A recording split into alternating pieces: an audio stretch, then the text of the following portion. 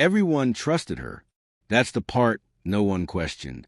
Because in a town this small, trust was currency, and she had more of it than anyone. She was the nurse, the one who unlocked the clinic before sunrise, and stayed long after the last patient left, the one who knew which children were scared of needles, and which elderly residents pretended they weren't lonely. People didn't just know her, they relied on her, which is why no one noticed how exposed she really was. The night she disappeared began like every other. No raised voices, no sense of urgency, just routine. She locked the clinic door at 7:14 p.m. That time was verified later, because she always locked it at the same minute. Someone saw her walking toward her car. They said she waved. That detail would be repeated often, as if the wave meant safety. She never made it home. At first, the town didn't panic. They reassured themselves with familiarity.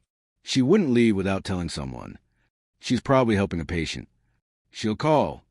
But the phone stayed silent. By morning, something felt wrong. Not loud wrong, but off. Her car was still parked. Her house was locked. Inside, everything was untouched. Her uniform hung neatly where she always left it. Her lunch sat uneaten in the refrigerator. Her bed was made. There was no sign of a struggle. And that's when fear changed shape. Because struggles leave marks. Violence makes messes.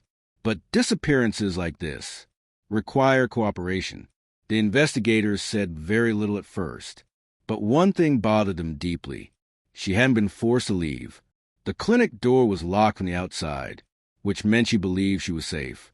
That detail unsettled everyone who heard it, because it meant the danger didn't look like danger. It looked familiar. As days passed, people began to remember things they hadn't thought important before. The man who waited until closing time, even when others were around earlier. The patient who asked questions that felt too personal, then laughed when she looked uncomfortable. The comment she made once, almost joking. Sometimes I think someone watches me leave. At the time, no one asked more. Why would they? She was a nurse. She was safe. Search parties found nothing. Dogs lost her scent at the edge of town, as if she had simply stepped out of the story. Weeks passed.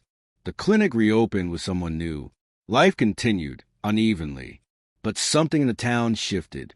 People stopped waving so freely. Locked doors sooner. Stopped assuming kindness meant protection. Because the truth they couldn't escape was this. If someone as careful as her could disappear, without noise, without resistance, without warning, then danger wasn't rare. It was patient. To this day, there is no body, no arrest, no explanation, only a question that refuses to go away. What kind of threat doesn't need force? Only trust? And how many people saw it every day without realizing they were standing next to it?